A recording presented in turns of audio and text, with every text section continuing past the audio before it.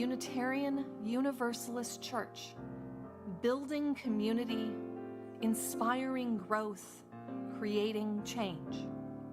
Here in the heart of Kansas City, we come together to create this hour of shared reflection so that we might be renewed in courage for these times and inspired to lives of greater dignity, higher purpose, deeper generosity, and more effective action. May the words and music and images that we offer today nourish our best selves, calling forth abundant wisdom and love, a love that has the power to overcome both loneliness in the heart and oppression in the world. Welcome to our service. Arise, O souls, arise.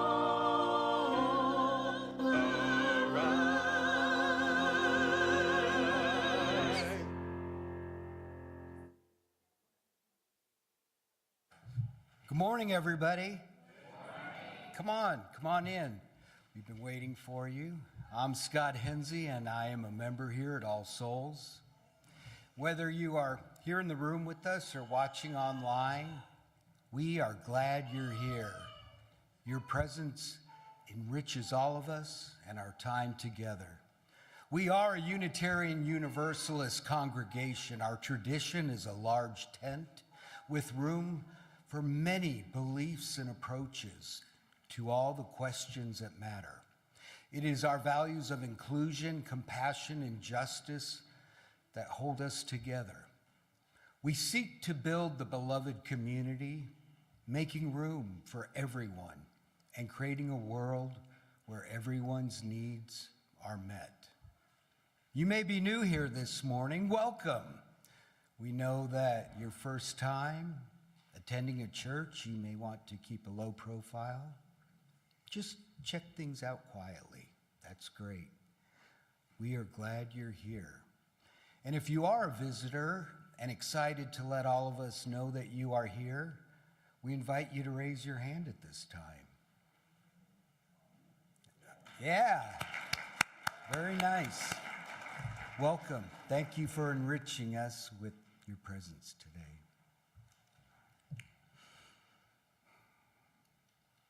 Whoever you are, whomever you love, wherever you are on your spiritual journey, you are welcome here. Whether you come with laughter in your heart or tears, you are welcome here. You are invited to join us with an open mind, a loving heart, and willing hands. We welcome you today. Our candle is lit today in memory of longtime member Lon Swearingen. An informal memorial for Lon will be held this afternoon at 1 p.m. in Conover. Please bring your stories of Lon to share. Disability advocacy or progressive issue t-shirts are strongly encouraged. Refreshments will be served. Joining us today is Rabbi Doug Alpert as our guest speaker. Rabbi Doug is the spiritual leader of Congregation Kol Ami, Kansas City's non-affiliated, urban, progressive synagogue, a place of radical inclusion. Kol Ami has held a monthly Shabbat services here at All Souls for many years. Please help me welcome Rabbi Doug to our pulpit.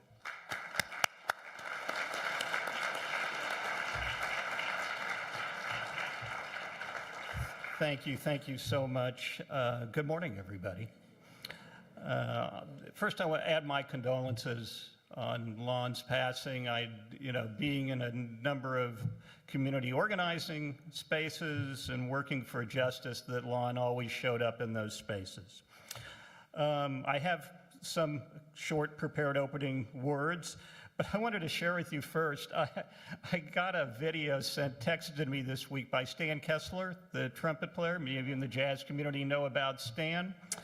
It is a video from a musician/comedian, Brent Weinbach, who says the following, and I'm thinking about this as the rabbi is sitting under the Christmas tree. that he says that you can take any Christmas song and put it in a minor key and it will become a Hanukkah song. So I'm gonna try a little bit of this with your great indulgence. So dashing through the snow in a one-horse open sleigh, o'er the fields we go, laughing all the way, ha, ha, ha. And so on and so forth. It was a nice uplift to an otherwise tough week. So it's the 8th night of Hanukkah. And a couple of things, I'll talk a lot more about Hanukkah in my sermon remarks, but a couple of ideas to implement what we call kavanah, or intention. So whenever we approach worship of any kind, we want to have some sort of kavanah, some sense of where we're going with it all. And there are a couple of themes. One is a simple one. So here it is. It's the darkest day of the year, the shortest day of the year. And we have this Hanukkah festival, this Chag Urim Sameach. We say a happy Urim, festival of lights. And so it seems somewhat counterintuitive. Jews are largely counterintuitive. But to bring light into darkness, to bring light into the dark spaces. So we think about that. And the other thing we think about is, why 8 nights? 7's a number that we can get our arms around, particularly in the Jewish world. The 7th day of the week is our Shabbat, our Jewish Sabbath, Friday night through Saturday, and to Saturday at sundown. When we have a Jewish wedding, we say Sheva Brachot, 7 blessings. When we lose a loved one, we sit Shiva, literally 7. We sit 7 days in the home and community comes in to visit the mourners. So 7 is a solid number we can get our arms around. If 7's solid, what is 8? 8, the number beyond 7, compels us to see beyond what is. To imagine, instead of to see the world that is, we imagine the world that could and should be. Let that be our guide on this 8th night of Hanukkah. Again, thank you so much for welcoming me into your community. I'll have more thank yous later, but it always uplifts my heart to be here at All Souls, so thank you.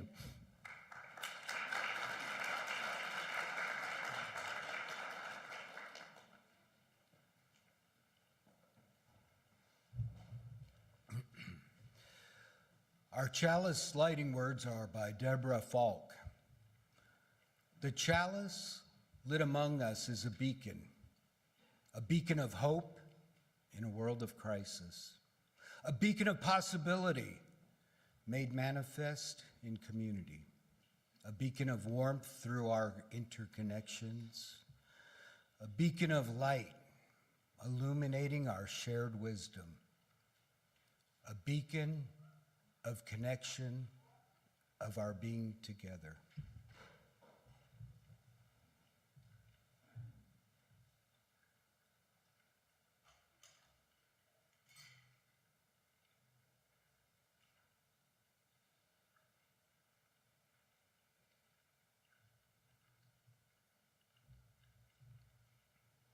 Please stand if you are able and join us in the affirmation of our covenant. Then remain standing as we join together in song. Together we affirm, will is the spirit of this church, and service is its law. This is our great covenant, to dwell together in peace, to seek the truth of love, and to help one another.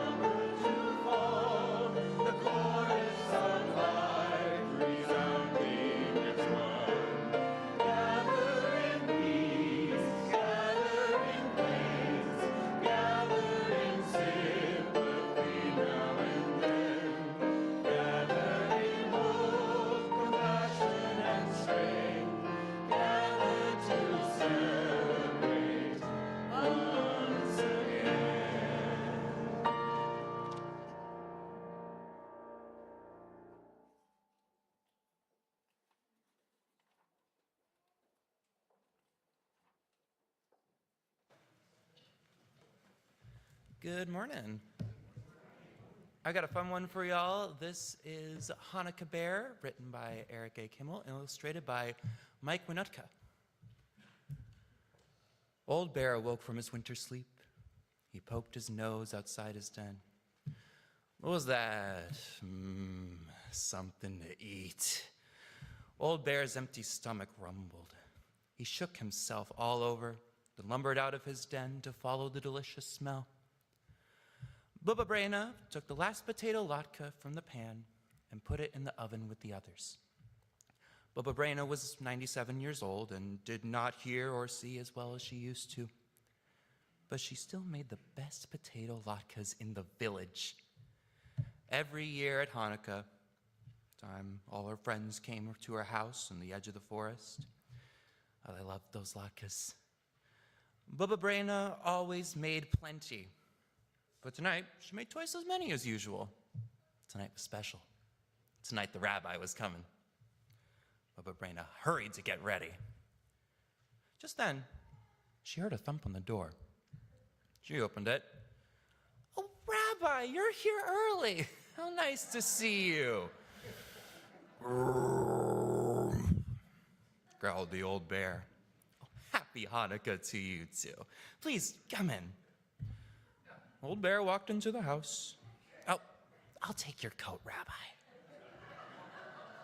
My, how thick it is. Bubba Braina tugged at Old Bear's fur. Old Bear roared, "Growl!" "Oh, you want to keep your coat on? Well, that's all right.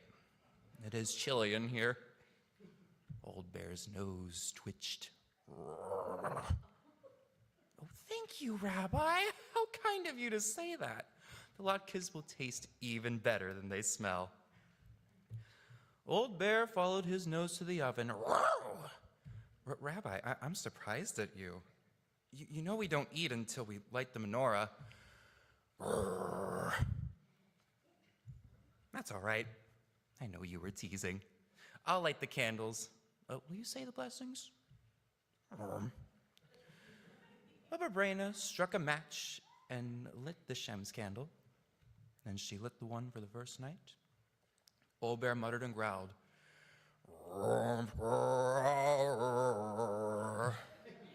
It was kept us alive, sustained us, and enabled us to reach this season. "Oh, Rabbi, you say the blessings so beautifully." Bubba Braina sat down at the table. Old Bear sat beside her. "Let's pray dreidel. We'll use nuts." Old Bear cracked one with his teeth. "Rabbi, you won't have any nuts for the game if you eat them." "Don't worry. I have plenty of nuts if you need more." Bubba Braina spun the dreidel, stopped on the letter Gimel. "I win." Bubba Braina swept the nuts into her apron. Old Bear roared. "Oh, don't be angry, Rabbi. It's only a game." She tossed him a nut. Old Bear begged for more. No, Rabbi. No more nuts. It's time for dinner."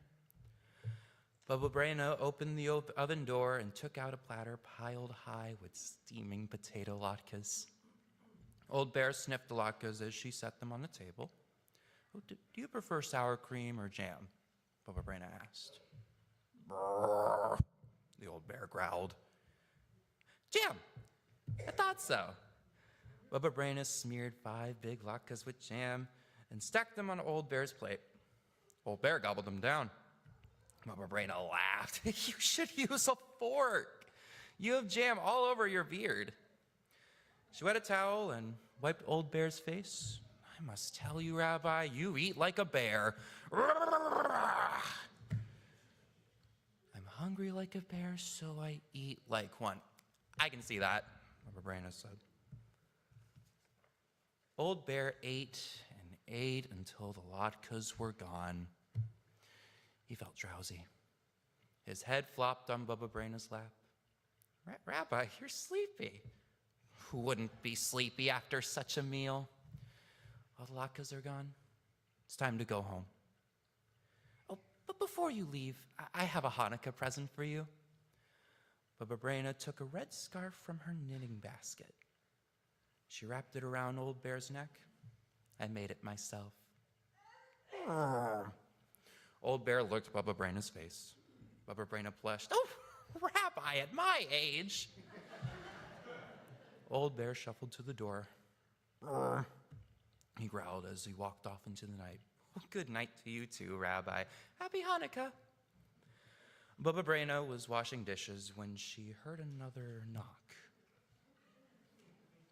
I wonder who that is.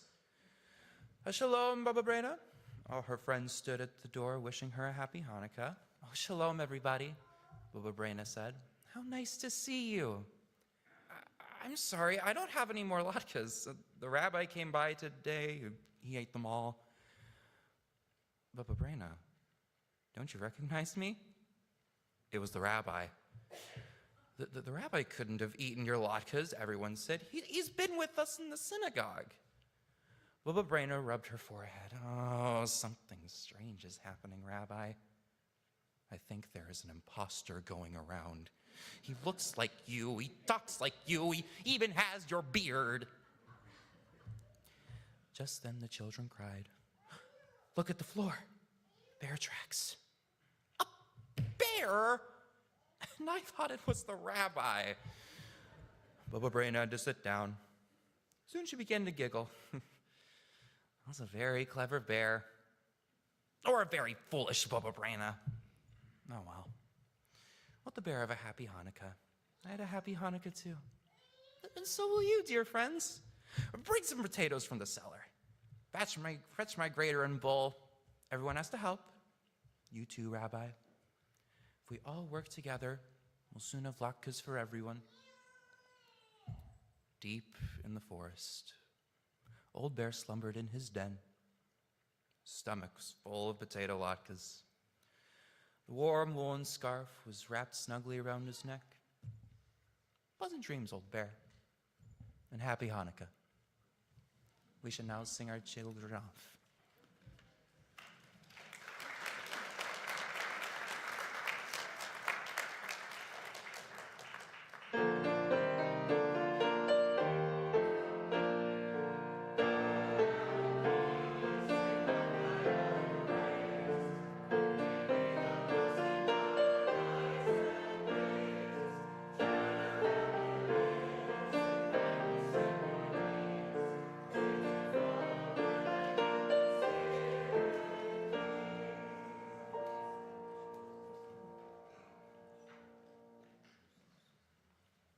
Good morning.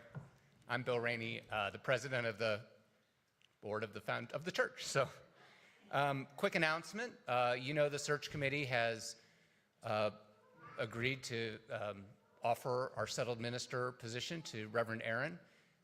There will be a special meeting of the congregation on January 18th to discuss that and potentially call her as our minister. There will be more details on the web, and we'll send an email also, but that's January 18th. So now I'll give the invitation to the offering.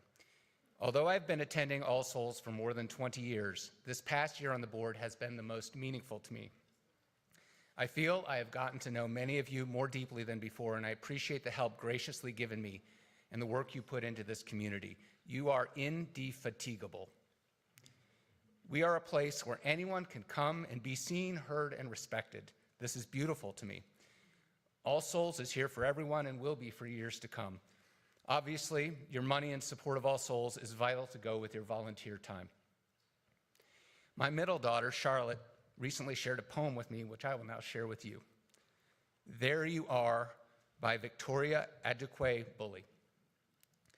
There you are this cold day, boiling the water on the stove, pouring the herbs into the pot, hawthorn, rose, buying the tulips and looking at them, holding your heart in your hands at the table, saying please, please to nobody else. Here in the kitchen with you, how hard, how heavy this all is, how beautiful these things you do. In case they help, these things you do, which although you haven't said it yet, say that you want to live. Charlotte wrote a college essay about the poem and said in part, when it feels like too much, we need to acknowledge within ourselves how special even the smallest actions are. These actions show how we want to continue to be here, to keep trying. As the poem says, how beautiful these things you do. In case they help, these things you do, although you haven't said it yet, say you want to live. Celebrate yourselves, all souls, these beautiful things you do. The offering will now be graciously given and gratefully received.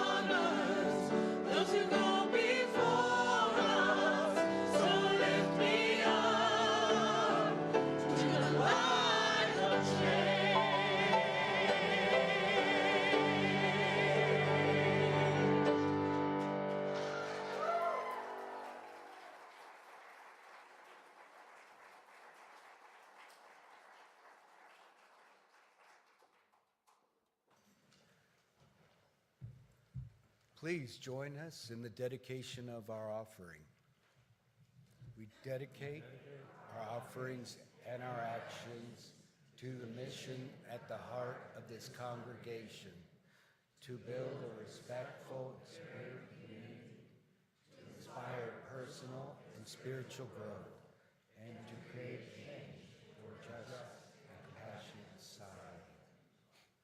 Thank you, sir.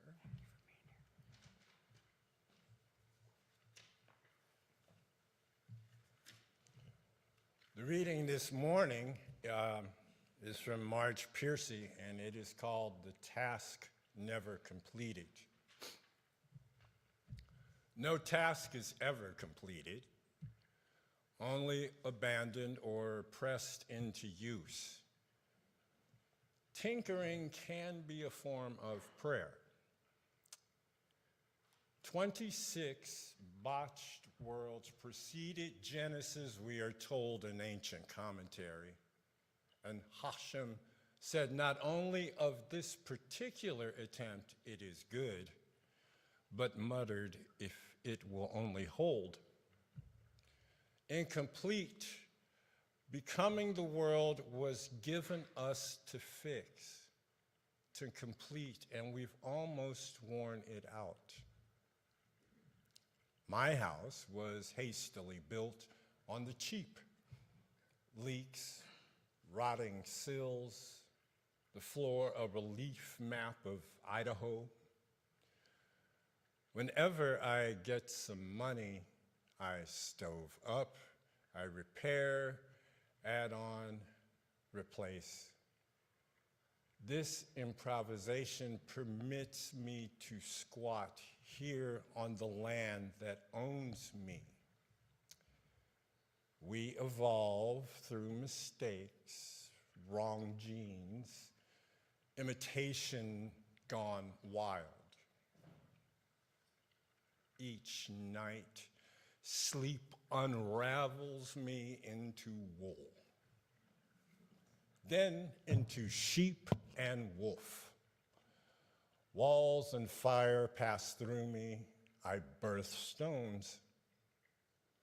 Every day I stumble from the roaring vat of dreams and make myself up, remembering and forgetting by halves.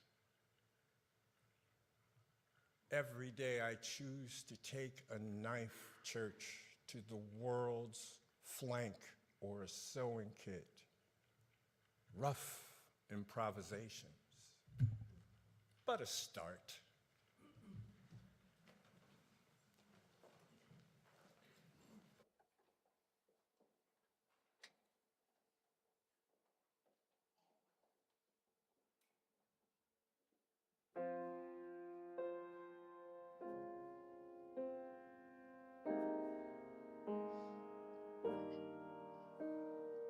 In the midst of pain, I choose love. In the midst of pain, I choose love. In the midst of pain, sorrow falling down like rain, I await the sun again. I choose love. I choose love.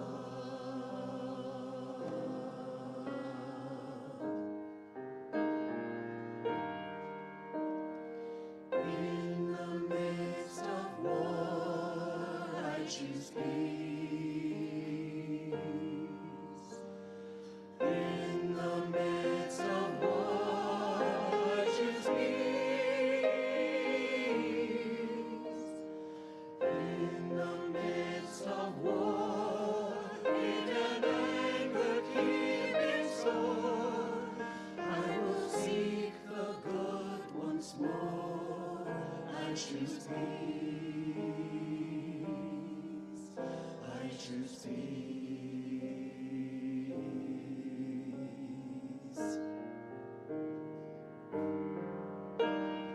When my world falls down, I will rise. When my world falls down, I will rise. When my world falls down, explanations can't be found. I will climb to holy ground. I will rise. I will rise.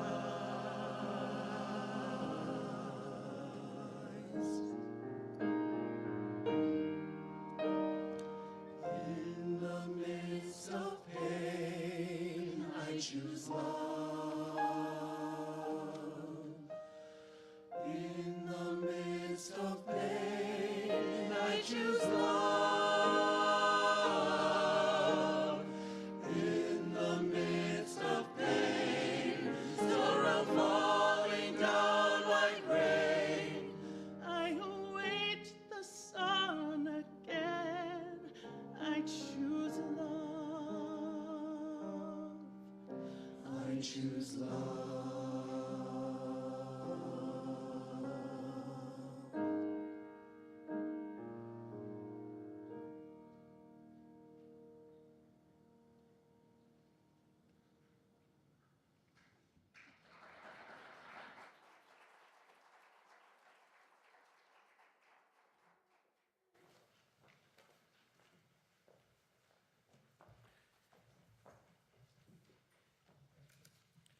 So the Marge Percy poem that was read so beautifully is from a book of poetry she wrote called Art of Blessing the Day. I've kind of gotten into Marge Percy lately.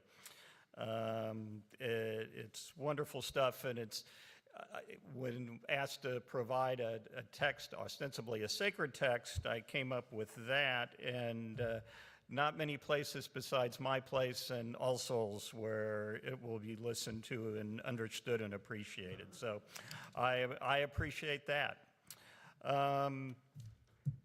So it's always an honor to be at the pulpit for an All Souls service. Our congregation, Kolami, started our time here at All Souls over 13 years ago, so you could argue that we're in our bar mitzvah year. Mazal tov to all of you for putting up with us for all that time. It has been our great gift to be welcomed into the All Souls community like family, to be a part of the central city, bucking a decades-long trend of movement in the Jewish community further and further out. The central city where we feel we belong, and to work with such wonderful people like Reverend Aaron, to Anthony, and for a long time, my colleague and friend, Reverend Dr. Kendall Gibbons. So entitling my sermon this morning, Anti-Semitism, Hanukkah, Polarization, and Shared Destiny. By the way, I noticed in the website it said shared destination. I'm willing to alter and flow with it if you think that works better than destiny. As we like to say, gay, gesundter, hey, all in good health. But I think subconsciously I led in the title with anti-Semitism, and never mind that for my own folks, I don't title my sermons. I just figure that they'll figure it out at some point, and if not, I must have given a lousy sermon. I've realized that when I speak at churches, they're much better at promotion than I, and will actually get folks interested by putting the title out there, which is all a digression from my main point here, which is wondering to myself why I did lead with anti-Semitism, why I put it up front. I often say in Kolami spaces that we need to be about what we are for rather than what we are against, and leading with anti-Semitism seems to run counter to that mindset. Yet it does exist, and during a week when we saw 15 Jews murdered in Australia, it's not something that I can ignore. That said, I do think there's a positive way to approach combating anti-Semitism, and for us Jews, seeing a broader approach that would make lives better beyond our Jewish community. All that said, I am going to start with Hanukkah. After all, tonight is the 8th night, the last night. Hanukkah, which has carried different interpretations over the centuries and has emphasized different priorities regarding Jewish theology and values. Even now, and maybe particularly now, it serves a somewhat different purpose for different parts of the Jewish world, and sadly a somewhat polarized piece. But if you don't know the Hanukkah story, here's a quick recap. It was in the year 167 BCE, before the Common Era, that the Syrian king Antiochus IV, a devout follower of all things Hellenism, imposed its Greek culture and religion upon Jews and others, prohibiting the practice of all other religions. Some Jews were all in on Hellenistic culture and practice, particularly the more wealthy Jews of the day. If you have any way to see this as something that we live in now, go with it. This would not only include engaging in studies common to Greeks, but accepting the shame of seeing pigs sacrificed on our altars once committed to Jewish sacrifices in the temple.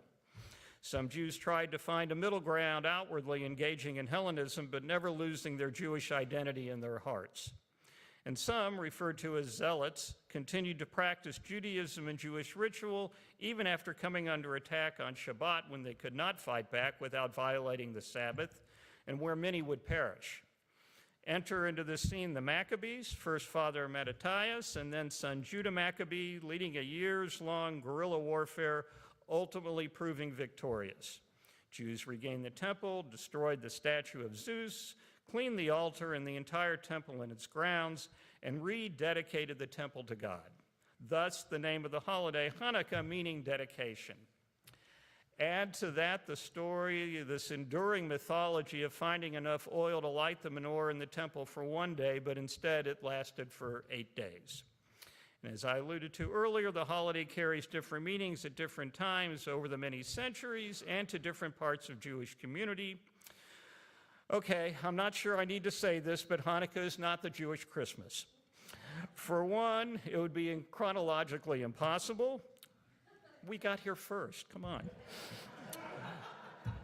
Maybe more to the point, notwithstanding how much emphasis is given to the holiday these days, it pales in comparison to other holidays on our Jewish calendar, specifically holidays mentioned in our written Torah, the 5 books of Moses. In the seminal work of the rabbinic period, the Babylonian Talmud, Hanukkah is one of the very few holidays that does not get its own tractate and only gets a brief mention. The rabbis diminished, if not ignored, the military victory piece, the military and diplomatic political acts of the Maccabees. Instead, they came up with a divine miracle. The aforementioned myth that upon reclaiming the temple, there was only enough oil to light the menorah for one day, yet it lasted for 8 days. That was one, but not the only rationale for the holiday lasting 8 days. And so you get a focus on a divine presence that has nothing to do with a military conquest. Modern Zionists did lean into the military aspect of the Hanukkah story. They celebrated the military prowess of the Maccabees, and as a young 9-year-old, I have a distinct memory of leaning into Jewish pride after the Six-Day War in 1967. Sure, go ahead and do the math if you wish. I was instilled with a feeling of pride in how Israel, though outnumbered, fought off surrounding attacks from all sides and proved victorious. And yes, all my protests aside, for many American Jews, Hanukkah has become the great gift-giving holiday. From my youth, I was not raised that way and never really missed it, regardless of the loot my Christian friends were taking in. I do tell the following story, though, about Hanukkah gelt. So if you've seen the little chocolate coins, Hanukkah gelt, Hanukkah coins. Well, my father, Zichronah Levracha, blessed memory, in lieu of gifts, gave my siblings and I Hanukkah gelt, only it wasn't chocolate coins, they were actually real coins in the form of silver Kennedy $50, one for each of the 8 nights of the holiday, and God willing, it will never be renamed as a Trump Kennedy $50. So, with each passing year, we would tell him to keep our silver $50 in the safe deposit box, and it only took us about 5 years to realize he was rotating in the same 8 Kennedy $50 every year. I found this to be a quintessentially Jewish act, by the way. So finally, the message that resonates most strongly for me is one of religious freedom. Viewed through my own lens of fighting for religious diversity and tolerance for all religions or those of no religion, fighting for all who are marginalized and discriminated against. That said, there was and still is a tension within this concept of pursuing religious freedom. It is a tension between the particularistic, to emphasize your own particular religious practice, and in so doing, somewhat isolate yourselves from the broader community. This versus emphasizing the universal celebrating diversity within a very pluralistic society. I think of the Rabbi Hillel quote, "If I'm not for myself, who will be for me? If I am only for myself, who am I?" And so while in my congregants lean universal, I do as rabbi grapple with the idea of how being Jewish has a particular meaning and purpose. After all, why bother being Jewish if it does not resonate for you in a particular meaningful way? More on this, as I think it has a direct impact on how anti-Semitism is confronted. Anti-Semitism really never seems to go away completely, but it does come more to the forefront at certain times. And in a week when 15 Jews were murdered for just being who they are, just celebrating Hanukkah, we are in one of those times.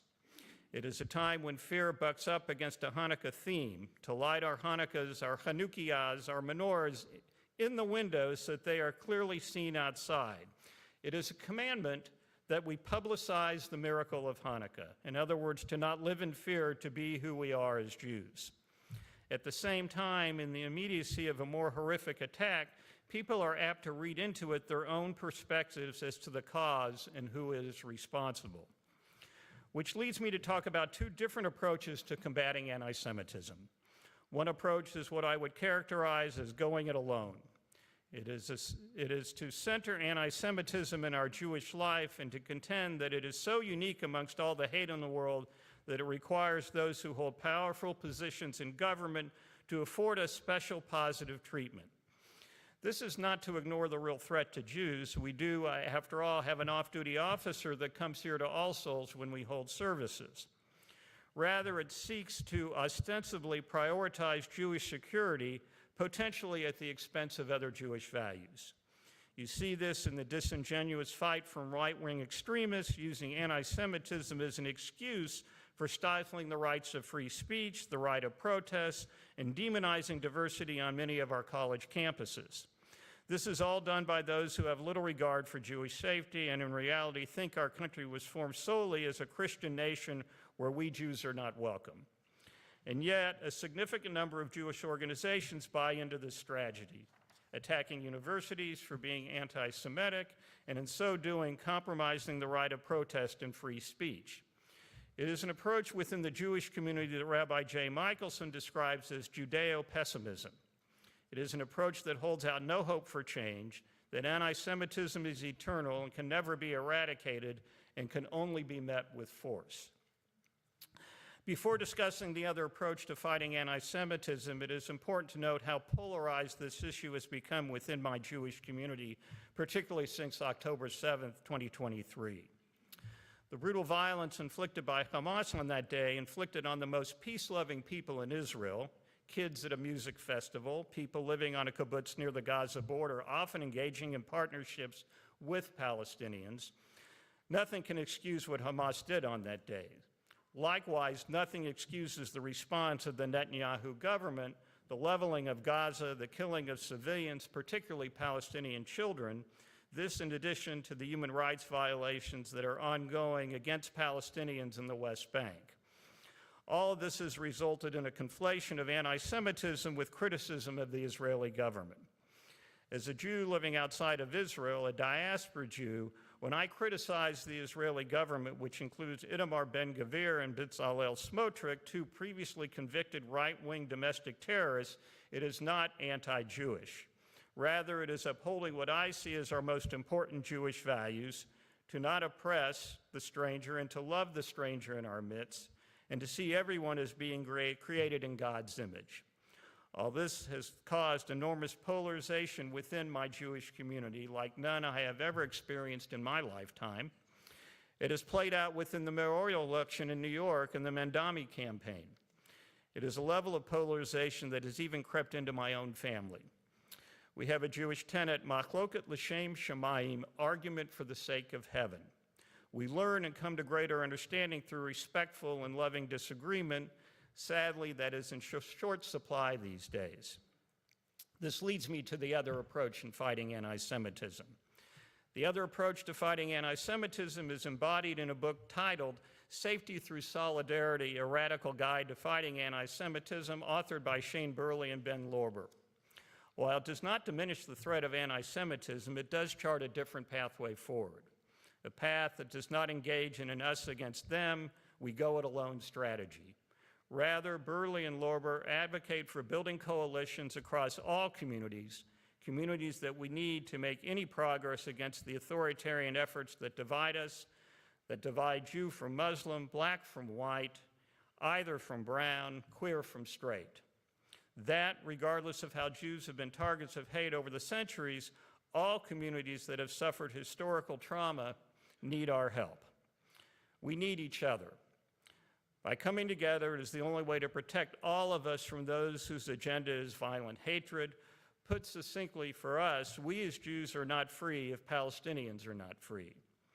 It is why I've been determined to connect and stay connected to the Kansas City Palestinian community. There are others in our Jewish community that see this pathway forward as well. We've now organized a group of Jews and Palestinians who begun meeting together.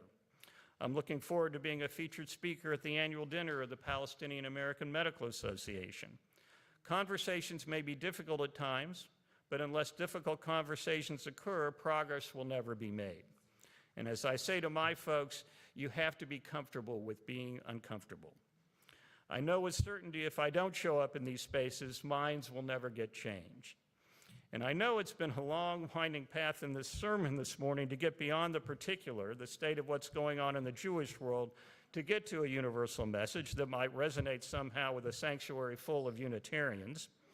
I think it does boil down to a simple message, a universal message for this holiday season and for every day. It is one that honors and celebrates diversity, that in honoring the, quote, other, end quote, the one not like us in our lives, we are all enriched, that for all those who seek to go it alone, who cannot get beyond their own pain, to see the pain of the other, to move them toward building coalitions, to know that they are never the only ones who have suffered, and that we will move forward together, knowing that the alternative is to die alone. And as we say in our tradition, Kain Yehi Ratzon, may that be God's will. Thank you.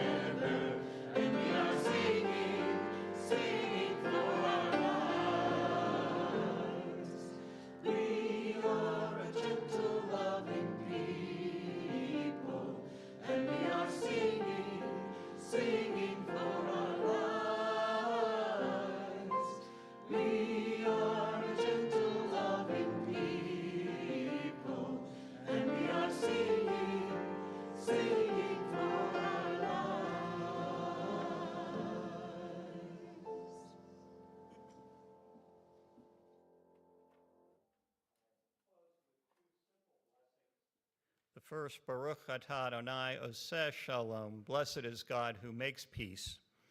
And Baruch atah Adonai Eloheinu melech haolam, asher kiddushanu b'mitzotav v'tzivanu rodef tzedek. Blessed is God, sovereign of the universe, who makes us holy with commandments. It puts us in partnership with God to do the work of repairing the world and making the world a better place, and honoring God's creation, and blessing God, who commands us to rodef tzedek, to pursue justice. And we say, Amen.